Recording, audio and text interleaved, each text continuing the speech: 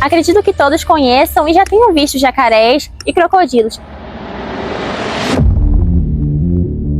principalmente em filmes, séries ou então em documentários científicos para a TV. A indústria cinematográfica ama esses animais, principalmente para produzir filmes e séries de suspense e de terror. E também os amantes da história natural consideram muito esses bichos. Na Amazônia, existe uma diversidade gigantesca de espécies de jacarés. Inclusive, há muito tempo, cerca de 20,4 a 5,3 milhões de anos, existiu um crocodiliano cujo tamanho podia ser comparado ao tamanho de um ônibus, e o crânio podia chegar a 1,75 metros, do tamanho de uma pessoa bem alta. E esses crocodilianos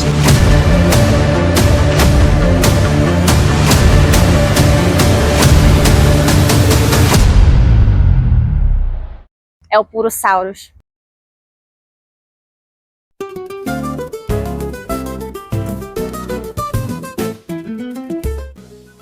Trazendo um pouco mais para o contexto regional, nós temos várias espécies de crocodilianos amazônicos, como por exemplo o jacaré-açu. E seria o jacaré-açu descendente direto do Purosaurus brasiliensis? E para entender mais um pouco sobre esses aspectos, nós entramos em contato com o Dr. Research, e ele então vai nos explicar aspectos taxonômicos e aspectos morfológicos também da espécie do Purosaurus brasiliensis. Ele é um doutor muito ocupado, mas ele nos respondeu prontamente para fazer essa entrevista, para nos contar mais aí os detalhes sobre essa espécie já extinta.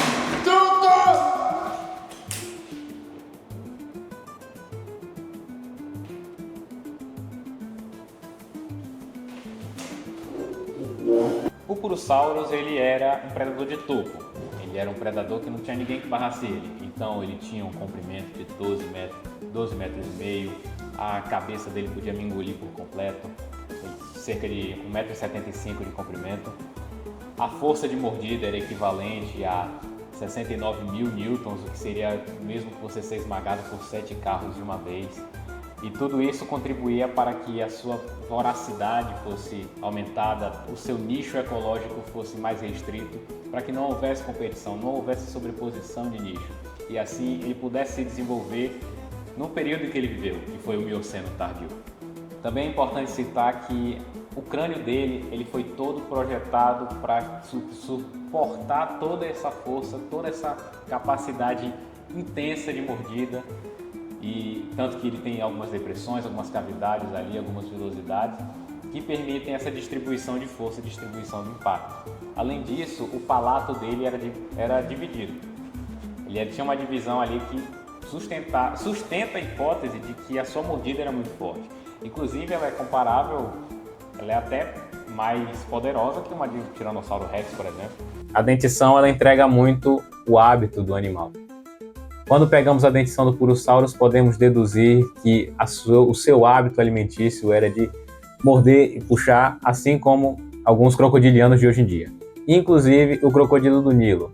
Ele é um animal grande, um dos maiores crocodilianos que nós temos hoje em dia. Ele é capaz de subjugar, inclusive, mamíferos de até 900 quilos. Isso é coisa pra caramba. Existe registro na literatura sobre a predação de preguiças gigantes por Purosaurus. E também podemos usar o princípio do atualismo para estipular o quanto de alimento que ele comia. O crocodilo do Nilo ele consegue comer a mesma quantidade do peso dele em cerca de 120 dias. Então o Purosaurus, para atingir a mesma massa corporal dele, demoraria um ano por ali e teria de comer uma megafauna. Então, o que implica mais ainda na sua posição de predador de topo. Além disso, ele pesava cerca de 8,4 toneladas, que é muito grande para um crocodiliano, inclusive o maior crocodiliano que já existiu. O Purosaurus era realmente um animal impressionante. O seu tamanho exorbitante e a sua mordida tão poderosa, capaz de subjugar mamíferos de porte aproximado a equivalente, ainda impressionam os especialistas até os dias de hoje. E algo que impressiona ainda mais é o fato que deu nome a este monstro. Purosaurus, lagarto grande do Purus. E o rio Purus fica na Amazônia, mas não na Amazônia de hoje, na Amazônia, de 20 milhões de anos atrás, quando ela ainda era a formação Pebas. Era um pântano muito grande, era como se fosse o Pantanal de hoje em dia. Era um pântano com lagos enormes, vários canais, vales de inundação, sempre mais um ambiente aquático. Por isso que o Purosaurus se desenvolveu melhor nessa formação, nesse período. Esse pântano, que era o sistema Pebas, ele favoreceu muito esses animais gigantes. E por isso que, quando ele acabou, o Purosaurus consequentemente foi extinto também. Eu trouxe vocês aqui para a coleção da UEA para entendermos melhor sobre a ordem Crocodilia. Então vem comigo, me acompanhe, que eu vou mostrar o máximo que eu conseguir mostrar, porque tem muitas informações confidenciais que eu não quero espalhar para o mundo. Inclusive eu estou até de jaleco para passar um pouco mais de credibilidade. A ordem Crocodilia, ela tem 3 superfamílias: Gavialoide, Alligatoroide e Crocodiloide. O Purosaurus e o Jacareaçu são da mesma superfamília e da mesma subfamília, que seria a superfamília Alligatoroide e a subfamília Caimanini. O gênero Melanosuchus coexistiu com o Purosaurus e eles apresentam características compartilhadas. Uma delas é o focinho arredondado, como vocês podem ver aqui, o crânio poroso para sentir vibrações da água. E outra coisa muito interessante é a dentição.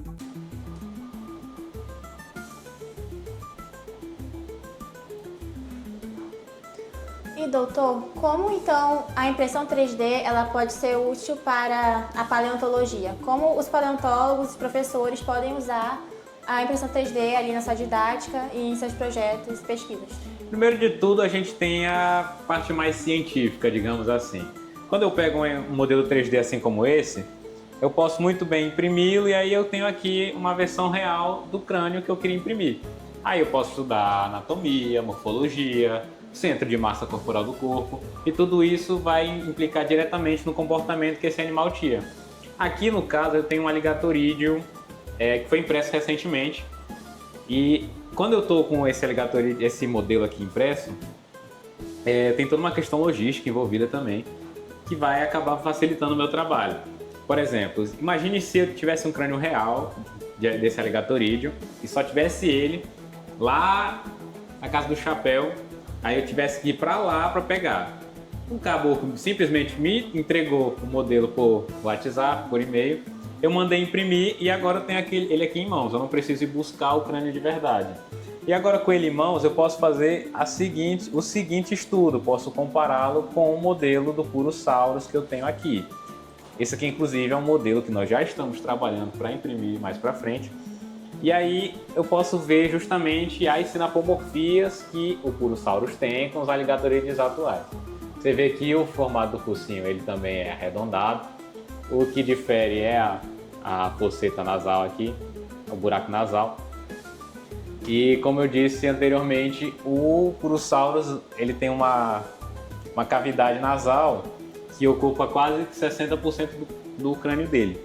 Então eu posso fazer esses estudos de morfologia de uma forma muito mais logística também. Então, doutor, quer dizer que essas características morfológicas elas são muito importantes para a gente determinar a filogenia desses animais? Também, tudo isso são caracteres que a gente vai agrupando para fazer esse estudo filogenético, esse estudo sistemático.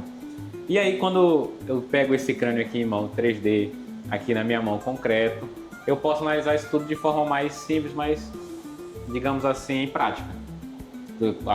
Juntando caracteres para fazer uma filogenia. E aí a gente, no caso, esses aqui são 2 Alligatorídeos, né? São da mesma família. A impressão 3D tem se feito presente nos estudos de paleontologia atuais. E para entendermos melhor este método, chamamos o professor Luan Pinheiro para explicar melhor para nós este método tão intrigante. A impressão 3D funciona com 4 etapas: o carregamento do filamento, a calibração da impressora, o trabalho no modelo, que é o fatiamento, e a impressão. A gente carrega o nosso rolo, que é um filamento, um filete de plástico. O material que está aqui nas impressoras é o PLA. Esse filamento ele não pode ser despejado na impressão de qualquer jeito. A impressora 3D ela tem 3 eixos, por isso 3D. O filamento, ele corre pelo tubo e chega até o bico injetor. Esse bico está muito quente e ele derrete o filamento e despeja na nossa base, que também é quente, para fazer a aderência do modelo. Um exemplo bem prático de como funciona a impressão 3D é o do pão de forma. O pão de forma, ele, na sua natureza, o pão de forma, ele sai do forno inteiro, depois que ele é feito o fatiamento. Na impressão 3D é a mesma coisa. Pegamos um modelo como este, ele foi impresso neste ângulo. Vamos imaginar, comparar o pão de forma. Ele teria várias fatias e a impressora 3D imprime cada fatia por vez, um formato vertical. Começa pela base até o topo. A gente imprimiu bastante modelos, não só da biologia, como também de outros cursos. Na biologia, a gente tem se destacado por imprimir modelos que não existem aqui em Manaus, modelos que seriam difíceis de encontrar e até mesmo para os estudantes manusear esses modelos. Então a gente começou com alguns crânios, como esse aqui do tigre de dentes de sabre, alguns répteis e alguns também fósseis, que são bem mais legais de se tocar, de se manusear. Então, professor, existe algum programa em que a gente possa colocar as imagens, ou pode ser qualquer imagem que a gente pode imprimir de forma 3D? Assim, pode imprimir qualquer coisa, né? Depende do seu talento de modelagem. Então, se você conseguir reproduzir ali no modelo todas as características, você pode colocar para imprimir. O que a gente faz? A gente pega um modelo real, escaneia ele através do aplicativo de um software de câmera normal, em celular até. Ele tira várias fotos e ele converte isso em um modelo 3D, essas fotos. E aí você tem um modelo ali quase que real do réptil, da espécie que você está imprimindo. Esse carinha aqui, ele já tem um modelo pronto dele na internet, gratuito, então você baixa o modelo e você põe para imprimir. E você tinha explicado ainda agora que esse modelo, por exemplo, ele é de uma qualidade mais baixa do que aquele modelo que já foi um processo mais detalhado e demorado, né? Então qual é a diferença, mais ou menos? Assim, quando você pega uma peça 3D, geralmente ela vai ter linhas de impressão, aquelas camadas. Elas vão ser mais grossas ou mais finas. E é isso que a gente delimita a qualidade do modelo. Por exemplo, em peças estruturais, eu não preciso de uma qualidade enorme, eu não preciso disfarçar essas linhas. Se tratando de biologia, essas linhas vão dificultar ali meu entendimento, meu manuseamento do modelo, por quê? Cada espécie tem uma característica de pele, tem características específicas. E eu colocando essas linhas, não vou ter um acesso legal, né, às características do modelo. Por que o modelo do dentinho, por que o modelo do tigre de dente de sabre demorou tanto tempo? Porque a gente tentou disfarçar ao máximo as linhas para reproduzir fielmente o modelo 3D. Muito interessante tudo isso que está sendo apresentado, a impressão 3D, os fatos sobre o Purosaurus. Mas o que eu quero saber ainda continua sem resposta. O jacaré-açu é ou não é descendente do Purosaurus? Me diz aí, por favor. Aqui na coleção nós temos este crânio de Melanosuchus niger, famoso jacaré-açu, que inclusive o gênero Melanosuchus coexistiu com o Purosaurus. Então, quando nós temos isto em mente, podemos deduzir que o Purosaurus não deu origem ao Melanosuchus. Mas eles coexistiram, eles descenderam de um mesmo ancestral. É como você e o seu primo. Vocês não são a mesma pessoa, o seu primo não é seu ascendente, mas vocês têm uma característica em comum. Ambos vieram do avô de vocês. Coisa similar com as espécies que nós temos hoje em dia. O Purosaurus e o Melanosuchus são primos, digamos assim. Então, não podemos dizer que o Purosaurus gerou o jacaré-açu, mas que ambos têm um ancestral em comum. Nós podemos, enfim, responder ao questionamento. Será que o jacaré-açu é descendente direto do Purosaurus? E a resposta é não. Eles são filogeneticamente próximos, por estarem classificados ali na mesma ordem, na mesma família e na mesma subfamília. Eles possuem sinapomorfias por serem monofiléticos. Eles derivam aí de um mesmo ancestral em comum. Apesar de terem características parecidas, não necessariamente um originou o outro. Eles tiveram divergências evolutivas. Por isso, o Purosaurus brasiliensis, ele não diretamente originou o jacaré-açu. Com esse documentário, nós buscamos então trazer informações e também curiosidades dessa espécie tão incrível, já extinta, que foi o Purosaurus basiliensis. Então, obrigada por terem assistido e até a próxima!